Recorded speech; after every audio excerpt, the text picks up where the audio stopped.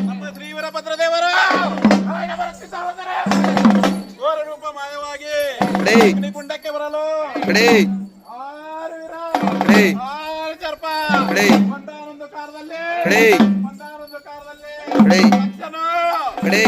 ಮಹಾಯಾಗವನ್ನು ಮಾಡಲು ಆ ಮಹಾಯಾಗಕ್ಕೆ ಬ್ರಹ್ಮರು ಮೊದಲಾಗಿ ಕೂಡಿಕೊಂಡಿರಲು ಕೆಂಪುರರು ಉಚ್ಚಾರಣೆ ಮಾಡುತ್ತಿರಲು ವಿಜಯವು ಪಾರ್ವತಿ ದೇವಿಗೆ ತಿಳಿದು ವಿಜಯವು ಪಾರ್ವತಿ ದೇವಿಗೆ ತಿಳಿದು ಪಾರ್ವತಿ ದೇವಿಯು ಮಾಡುತ್ತಿರುವ ಯಜ್ಞ ಮಂಟಪಕ್ಕೆ ಹೋದಳು. ಅವಳಿಗೆ ತಿಳಿಸದೇ ಹೋದಳು. ಹೋದಾಗ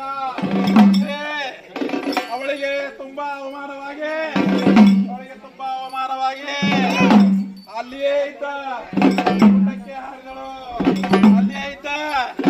ಕುಂಡಕ್ಕೆ ಹಾರಿದಳಯ್ಯ. ಆಗಲ ನಮ್ಮ ಪರಜೀವನು ಘೋರ ರೂಪವನ್ನು ತಾಳಿ